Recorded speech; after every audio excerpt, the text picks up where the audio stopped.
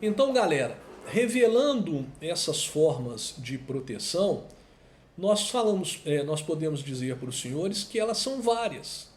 Então, olha só, quando o feito corre em segredo de justiça, né, o acesso ao mesmo, seja ele um processo físico ou um processo eletrônico, só pode ocorrer pelas partes e pelos advogados das partes. Então, eu, advogado, por exemplo, eu não posso acessar um processo que tramita em segredo de justiça. Eu não tenho acesso a ele, independente dele ser físico ou eletrônico. Desse modo, né, o advogado, um terceiro estranho ao processo, ele não pode, né, fazer apontamentos no processo, ele não pode obter certidões, fotocópias, ele não pode tirar uma cópia. Né? Nos feitos que tramitam em segredo de justiça, as audiências não serão realizadas de portas abertas, não são públicas. Elas são realizadas de portas fechadas. Não é? Tá trancado.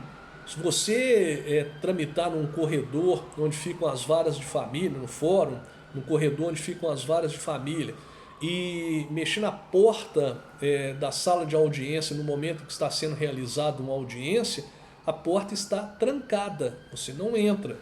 Né? O acesso é restrito às partes, os advogados das partes, ao promotor, o juiz e o serventuário que está ali auxiliando o juiz na lavratura do termo.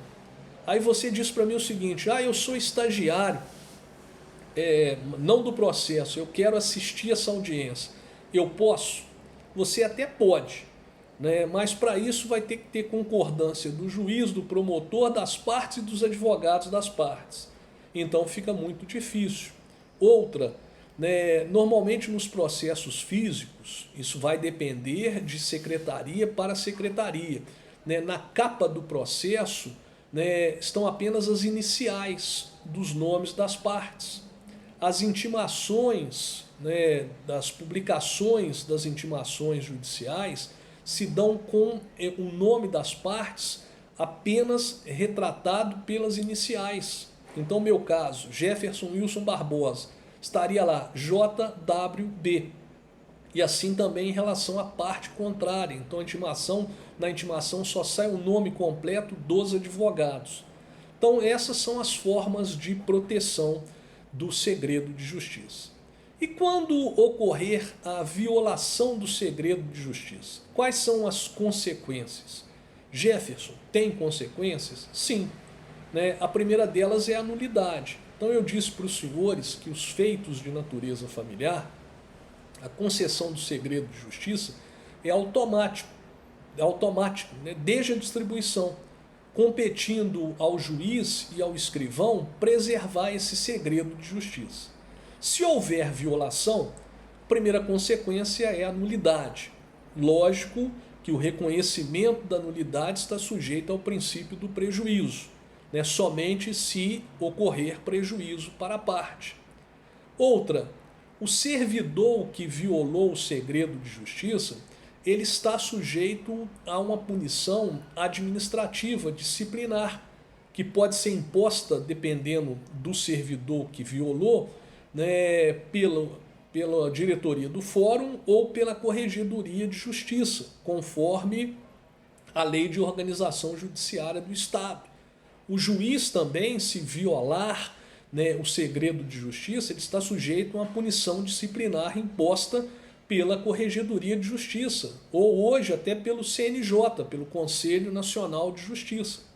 Se essa violação do segredo de justiça causou algum prejuízo para a parte, né, ela pode buscar a reparação desse prejuízo. Então é possível, com base na Constituição, artigo 37, parágrafo 6º, invocar, né, a responsabilidade objetiva do Estado ou da União, conforme o processo tramite na Justiça Estadual ou na Justiça Federal. Então a parte prejudicada com a violação do segredo de justiça pode mover contra o Estado, pode mover contra o juiz, pode mover contra o promotor, né, pode mover contra o servidor uma ação de indenização pelos danos morais e pelos danos materiais sofridos com a violação do segredo de justiça.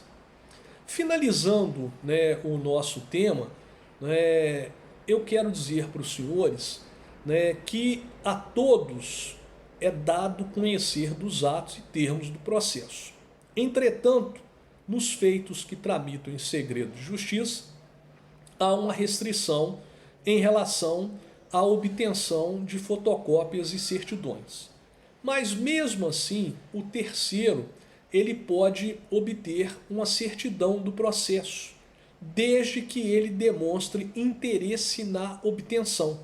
Daí você poderia perguntar para mim o seguinte: Jefferson, quando é que nós verificamos a obtenção, esse interesse? Esse interesse ele é revelado quando o terceiro demonstra para o juiz que aquele processo pode atingir a sua esfera jurídica. Eu vou exemplificar para facilitar a compreensão. Olha, eu sou credor de uma determinada pessoa. Essa pessoa é casada. O casal possui 2 imóveis. Então, um deles poderia responder pelo pagamento dessa dívida. Aí o que o devedor faz? Ele propõe à sua esposa um divórcio simulado, né, com partilha do patrimônio. Um apartamento fica para ele, o outro apartamento fica para ela, de modo que esses 2 imóveis se tornam impenhoráveis por se tornarem bens de família. Então eu preciso demonstrar que aquele processo é um processo simulado. Eu preciso, né, da certidão de partilha. Só tem que eu não tenho acesso aos autos porque ele corre em segredo de justiça. Então eu, como terceiro, tenho que dirigir uma petição para o juiz da causa, requerendo a obtenção da certidão, a expedição da certidão e demonstrando para ele o meu interesse, que será revelado, né, exatamente porque aquele processo ele atinge a minha esfera jurídica. Terminando o assunto, né, nós falamos há pouco da nulidade no caso da violação do segredo de justiça. Em sentido contrário, a jurisprudência tem entendido também ser o caso de reconhecimento de nulidade quando se imprime o segredo de justiça para uma causa fora das hipóteses de proteção legal, no caso por violação ao princípio da publicidade. Então, ação de indenização comum, né, uma ação de cobrança em que tramitou em segredo de justiça. Então esse é um caso de reconhecimento de nulidade, pois foi imposta uma proteção fora das hipóteses legais. Houve violação ao princípio da publicidade. E terminando, né, há atos que exigem a maior publicidade possível, como é o caso do leilão. O leilão, para sua validade, ele tem que ter ampla divulgação, para que o maior número de pessoas participem desse ato. Então, olha só, ele tem o seu edital fixado no local próprio, no fórum, disponibilizado lá no portal do CNJ, às vezes publicado em jornais de grande circulação na comarca.